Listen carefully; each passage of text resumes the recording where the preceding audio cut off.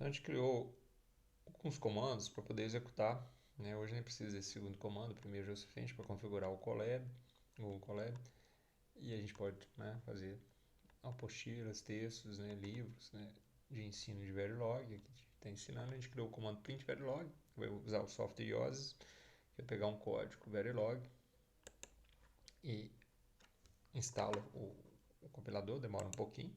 Do comando print Verilog, você coloca um código Verilog aqui, ele vai imprimir utilizando o IOSIS por trás.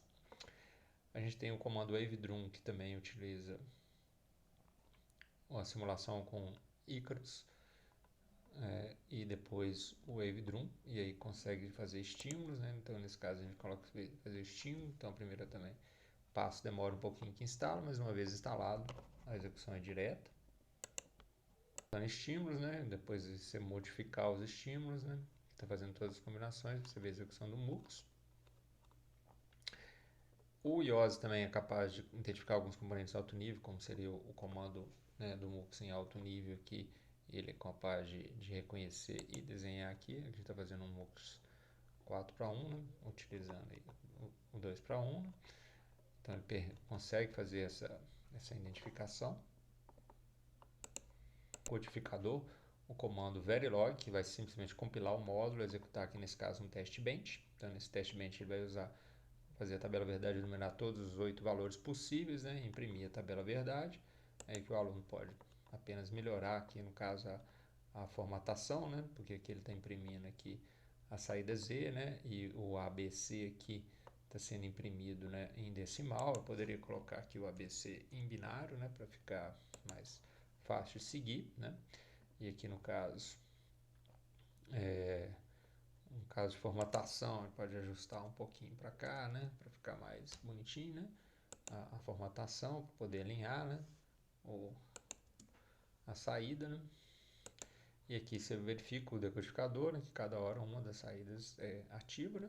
E a gente também tem como juntar as coisas, a gente colocar o código Verilog, o código de teste, e usar a parte interativa do Jupyter Notebook, criar botões e fazer a compilação on the fly. Então aqui a gente vai criar um botão onde a gente vai escolher, né, o valor para A, que pode variar de 0, né, até 7, e vai ativar qual das saídas, né, que vai ser ativada, né? Que a gente pode esconder o código aqui com esse title. Então aqui ele vai estar rodando, na verdade, esse código, mas só com, em vez de rodar tudo, vai cada vez que eu executar aqui, basta eu trocar aqui, né? Então 0 é o primeiro bit, né? Se eu colocar para cá, vai ser o segundo, né? Até aqui o quinto, né? Eu posso aqui modificar, tá vendo? Só para mostrar que ele compila, né? Da mesma maneira que eu fiz lá no outro, né? E empurrar um pouquinho para cá, assim, para ficar mais bonitinho, né? A saída. E aí eu ajustei aqui, que eu passei um até, né? Pode voltar um aqui. E para mostrar que ele realmente compila, né? O código. Toda vez que eu executo aqui, né, ele realmente compila, né? E está mostrando aqui em binário. Se eu quisesse mostrar em decimal, né? Posso mostrar em binário, em decimal. E aí aqui, como que já está mostrando em decimal, não tem muito sentido. Mostra em binário e ele executa. Então é bem prático para depurar.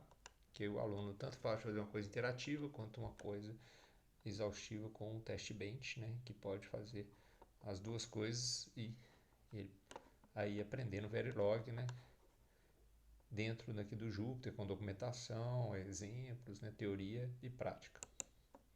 No caso de um codificador, né, então nesse caso eu vou colocar o número aqui, né, de 0 até 15 e ele vai descobrir, né, qual bit está ligado, né. Então aqui, né, ligou o bit x3, né, então a saída é 3 e é um código válido. Então eu posso fazer isso assim ou posso fazer dessa forma aqui também. Então no caso do decodificador de prioridade, o codificador de prioridade, aqui eu liguei o 0, então ele avisa aqui que é 0 e válido, para diferenciar do não válido, né? Se eu aplicar no 1, né, aí é 1. Como 1 tem prioridade sobre o 0, se eu clicar, então às vezes é mais interessante que o slider ter entrada com bit, né, como se fosse chavinhas, e aqui ele vai falar qual que se eu ligar o 3 aqui, vai ativar o 3 aí. Então dá para fazer de forma interativa em todos os livros, fazer o projeto decodificador de 7 segmentos. A gente usou o Scheme Draw para ter uma saída mais bonitinha visual, mas eu também fiz em ASCII aqui, bem pequenininho aqui, né, mas dá para ver, ou uma saída texto. Né? Então aqui tem o código em Verilog do decodificador de 7 segmentos, aqui assim, acendendo os segmentos corretos para cada dígito. E aí tem um print aqui com if para fazer o display em ASCII, né, dos 7 pauzinhos lá, né?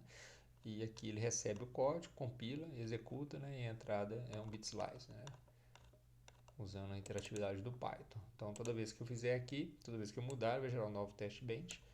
E aí eu vejo o número, né? Eu vejo tanto 4 aqui quanto 4 e está fazendo o circuito programado aqui, né? Que é o decodificador, pode fazer com porta lógica, fazer com tabela verdade, como foi feito aqui. Então permite essa interatividade, né? E essa saída, né, gráfica aí.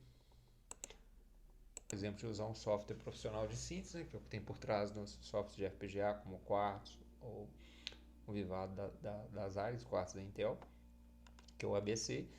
Ele recebe aqui a especificação no nosso exemplo do encoder, né? Então, quando o primeiro for verdadeiro, qual que é o código, né? Então, o código seria 3, é um bit válido, né? Aqui seria o código 2, 1, 0, né? E aqui do outro que o script que ele vai ler esse arquivo, né? Da tabela verdade resumida, fazer uma síntese para tentar minimizar e exportar o Verilog e o desenho do circuito. Aqui eu rodaria o programa, né? O ABC, que roda esse script, então consegue gerar um circuito com 5 porta lógica de 3 níveis.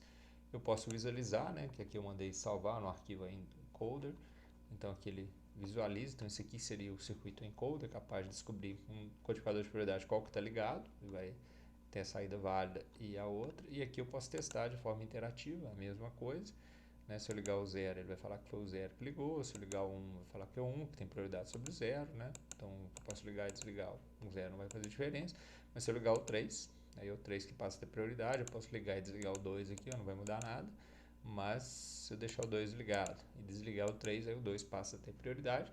Lembrando que isso aqui foi feito com uma ferramenta de síntese, né, que pegou a partir da descrição da tabela, né, fez o código, gerou o Verilog, desenhou, e aqui a gente está simulando com um test bench. Então dá para fazer bastante coisa para ensino, né, em vários níveis aí de Verilog, aí, do básico, né, até o avançado, aí, que a gente pode mostrar, chegar a nível de processadores, caches, etc.